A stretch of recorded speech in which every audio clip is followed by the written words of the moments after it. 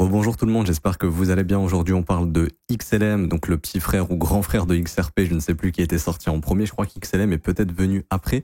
Enfin bref, qui explose, donc là je suis sur une vue logarithmique, on fera une analyse logarithmique, linéaire, on verra un petit peu les objectifs qu'on peut atteindre, on fera aussi une petite comparaison avec XRP Ripple.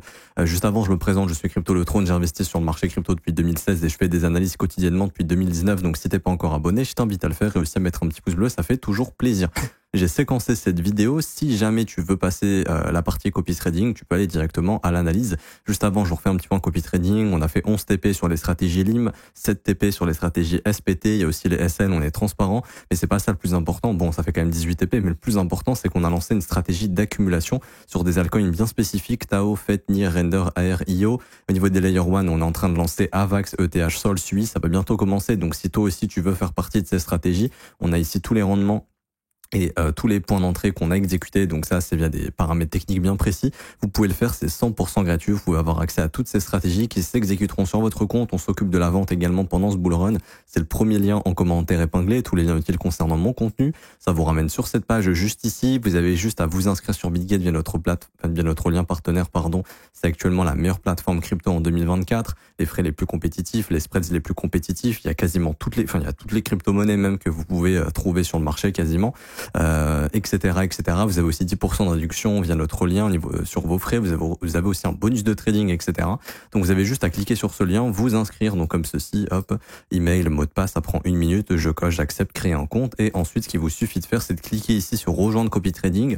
Vous suivez les étapes, prénom, email, identifiant Bitget qui est composé uniquement de chiffres, c'est sur votre tableau de bord Bitget. Vous cliquez sur rejoindre et ensuite vous regardez cette vidéo, et en 5 à 10 minutes, le copy trading est configuré sur votre compte et il n'y a plus justement qu'à attendre tranquillement que nos stratégies s'exécutent et ça sera full automatisé. Alors pour revenir sur XLM ici, je vais commencer par l'analyse logarithmique. Donc on voit bien qu'on a eu un gros bull run ici en 2016, une énorme consolidation de 2017 jusqu'à 2024 maintenant, et là on semble prêt à faire ce qu'on appelle une structure de continuation haussière, c'est-à-dire poursuivre ce mouvement, donc le premier pump, la consolidation et le second pump. Alors, sur une échelle ici logarithmique, si on veut calculer un mouvement AB égale CD par exemple, là ça nous donnerait des objectifs environ autour des $17 sur ce bull run. Alors honnêtement, on va voir si ça peut être réaliste. On va aller voir le market cap de XLM, il est à combien? C'est vrai que je le connais pas par cœur. On est sur un market cap de 16 milliards. Ouais, bon, $17, ça peut être un petit peu exagéré, je vais pas vous mentir. Honnêtement, on va avoir des objectifs plus réalistes. $17, je vous donne un petit peu l'idée de la capitalisation. Donc on va la calculer. Circulating supply est 30 milliards 107 887 074 fois du coup $17. Donc ça nous fera un market cap de 511 milliards. Je réserve plutôt ça à XRP personnellement qu'à XLM. Donc on va avoir des objectifs qui seraient un petit peu plus réalistes. On a par exemple l'objectif d'avant, les 0,618, et ça par exemple c'est plus réaliste. Ok, autour des $1,47, on est actuellement en 55 centimes, donc ça pourrait prendre encore de la valeur. Et ensuite objectif 4,40, bon on verra bien. Je vais vous donner d'autres objectifs. Ok, on va garder ces objectifs ici. On va retourner en linéaire. Alors, ce qu'il faut comprendre, c'est qu'on n'est plus dans un marché où on cherche l'investissement. Il y en a beaucoup qui sont en train de découvrir XRP, XLM, etc. L'investissement, il se fait quand le marché est plat. Ça, je vous en parle dans la formation gratuite. Ici, formation Bull Run plus les pépites que vous pouvez récupérer gratuitement d'ailleurs. C'est dans ces conditions-là qu'on investit. Là, on n'est plus dans un environnement où on cherche l'investissement. Voyons, on est dans ces phases où là, c'est plutôt pour les traders qui vont essayer d'accompagner le mouvement le plus haut possible. Donc, il y a encore des gains à faire. Par exemple, quelqu'un qui achète ici et qui sait revendre là, si on y va, pourra capturer ce mouvement. Mais l'investissement était à faire quand le marché était plat. C'est des investisseurs professionnels ici qui se sont positionnés. Et là, on voit qu'on est au début. On a donné le breakout et là, on rentre dans la phase d'accélération. Mais ce ne sont pas des prix faits pour l'investissement. Ok, l'investissement, ça se fait quand c'est plat, ici et même ici. Tous ceux qui ont investi en 2017 sur cette montée, qui n'ont pas su prendre leurs bénéfices, ils ont dû holder de nombreuses années avant de retourner à ce qu'on appelle break-even, c'est-à-dire sans perte.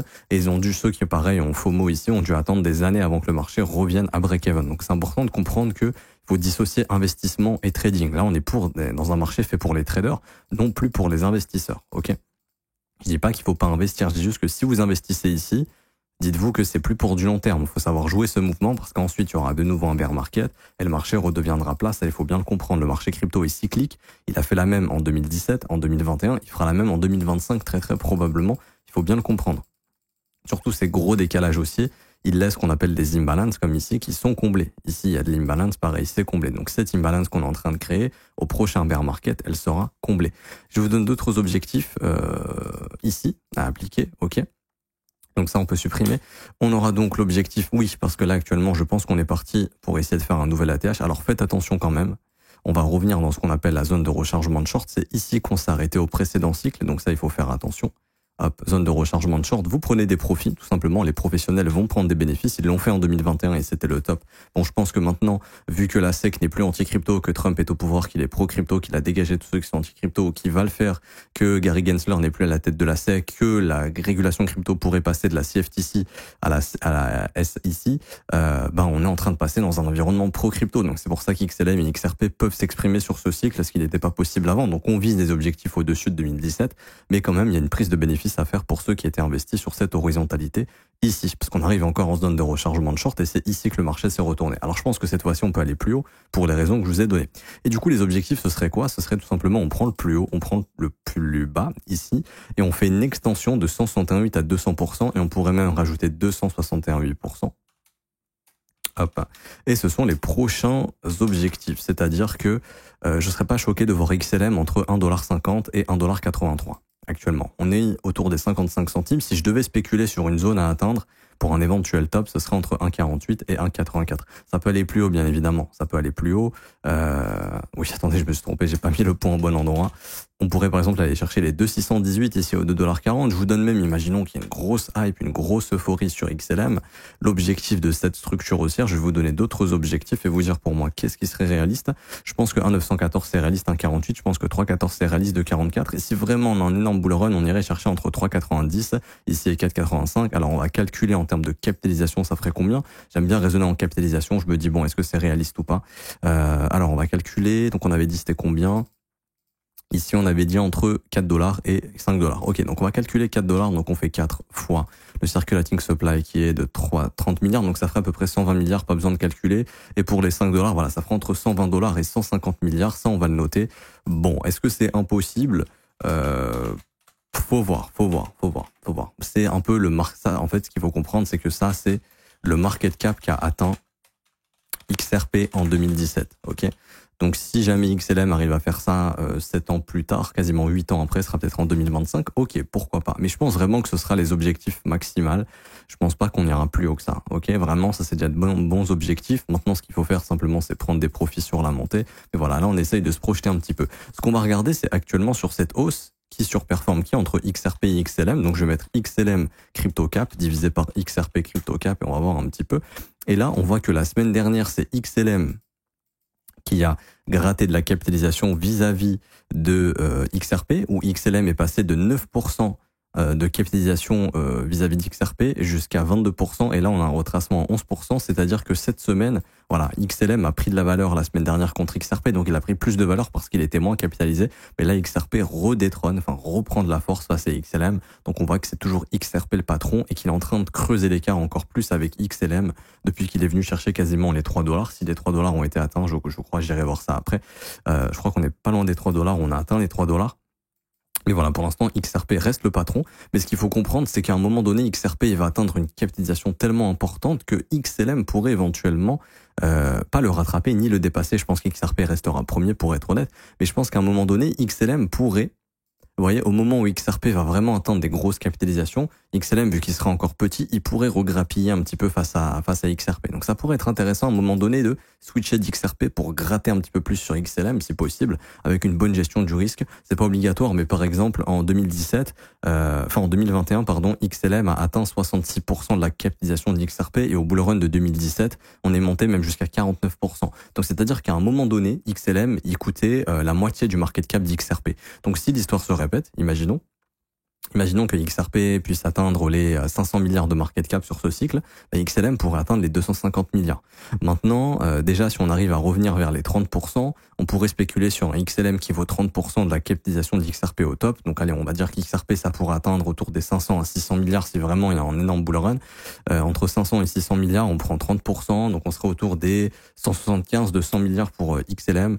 Bon, ça correspond à peu près à ce qu'on a vu en termes d'objectifs juste avant. Ça pourrait être légèrement plus haut. Mais voilà, vraiment, si je devais spéculer, je dirais que Grand maximum sur ce cycle, XLM, ça sera 150, 200 milliards de market cap. Et même là, je pense que c'est beaucoup pour être honnête. Déjà, si on arrive franchement et honnêtement, parce que là, on est qu'à 15 milliards, si je dis pas de bêtises. On est à 16 milliards. Si vraiment déjà on arrive à atteindre à la barre des 70 à 100 milliards, c'est vraiment pas mal. Par exemple, ce que nous dit ici l'analyse technique, c'est qu'un bon objectif déjà, ça serait d'aller chercher entre 28 et 35, et pourquoi pas, si on va à 2,618, d'aller chercher ici les 46 milliards. Ok, donc ça déjà, c'est déjà de bons objectifs. Ok. Maintenant, pour revenir sur l'analyse technique, XLM, là clairement, attendez, on va pas prendre Binance, ils sont pas tout l'historique, on va prendre l'indice crypto juste là de TradingView.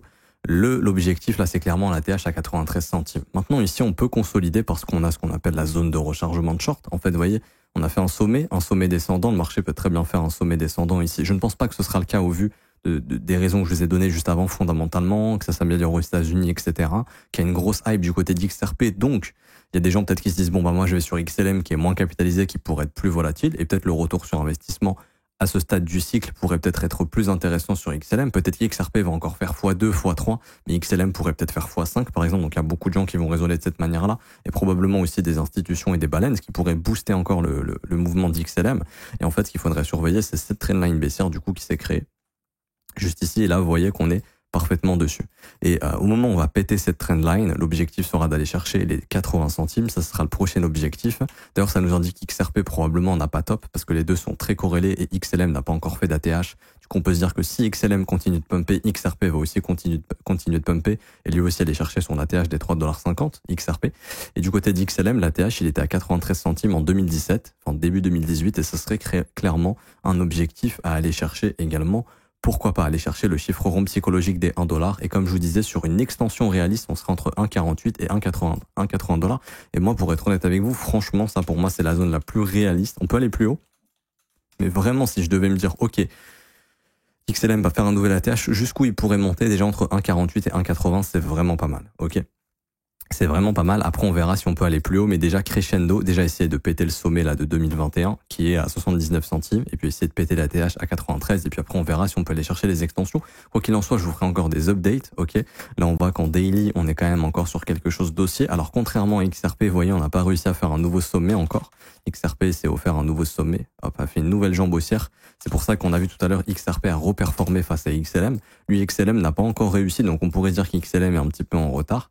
Et là, vous voyez, tant que cette FVG est maintenue en daily, ici, il n'y a aucun souci, on devrait aller chercher le nouveau sommet des 63 centimes et d'essayer de péter la trendline. Et au moment où cette trendline va péter, XLM pourrait prendre le relais et se remettre à performer.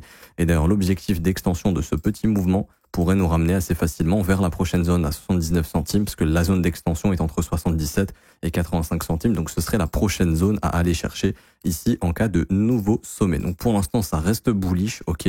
Pour l'instant, on essaye de former un nouveau creux ascendant ici pour aller push. On voit qu'on est venu chercher également cette petite FVG, petite mèche dedans. On continue. Donc là, il y a tout ce qu'il faut pour essayer de continuer. Bien sûr, si jamais Bitcoin fait une correction à tout moment, XLM pourrait suivre. Mais dans l'idée, c'est de se dire qu'il se reprendra très vite pour aller chercher plus haut. Là, j'essaie de trouver mon template. Ah, je l'ai plus, c'est pas grave. Hop, je vous mets cette couleur-là. On va réduire l'opacité. Voilà, ça serait la prochaine zone à aller chercher ici. On va retirer les 2,618. Voilà, ça serait la prochaine zone. 77, 85 centimes vraiment sur du court terme. N'achetez pas avec du levier. Vous dites pas, ah, le trône, il nous a dit que ça pouvait aller à 77, 86. Du coup, je vais foutre du levier ici. Non, parce que si tu fous du levier, il faut que tu aies une invalidation. Et si t'as pas d'invalidation, tu prends le risque de te faire liquider parce que le marché peut très bien faire ça avant. C'est ce qu'il faut comprendre. Surtout si Bitcoin corrige avant, ça c'est important. Du coup, je m'arrête ici pour aujourd'hui. J'espère que ça vous aura plu. Si c'est le cas, n'hésitez pas à bombarder les pouces bleus, à vous abonner si ce n'est pas déjà fait, à mettre des commentaires. Merci à ceux qui jouent le jeu, pardon. Je vous remercie énormément. Également, pour ceux qui veulent rejoindre le copy trading, la formation gratuite, obtenir les pépites pendant ce bull run, c'est une vidéo que j'ai faite où je vous ai donné pour moi les meilleures pépites à surveiller pendant ce bull run. Il y en a encore beaucoup qui sont encore dans des zones intéressantes. Et je vous invite à aller checker tout ça. C'est le premier lien en commentaire épinglé. Tous les liens utiles concernant mon contenu. Vous cliquez sur ce lien, ça vous ramène sur cette page. Vous avez ici le lien pour rejoindre le copy trading. Avant, il faut s'inscrire sur Bitgate via notre lien partenaire qui est actuellement la meilleure plateforme crypto. Ensuite, vous pouvez rejoindre le Discord si vous le souhaitez. D'ailleurs, vous êtes les bienvenus. Également, pour la formation gratuite, ça se passe juste ici, il faut remplir le formulaire, ça prend 1 minute. Et pour ceux qui veulent se former à mes côtés tous les jours, du lundi au vendredi, avoir accès à mes analyses exclusives, des plans d'action, également je réponds à vos questions et obtenir la formation de l'école qui vous forme de A à Z. Là, c'est une formation de 19 heures composée de 8 modules. Vous apprenez tout sur l'analyse technique, la gestion du risque, la création de votre plan de trading et le développement de votre profil de trader. Tout ça, ça se passe dans l'école. Ça commence à partir de seulement 49 € par mois. C'est sans engagement, c'est le lien juste ici, rejoins mon école de trading.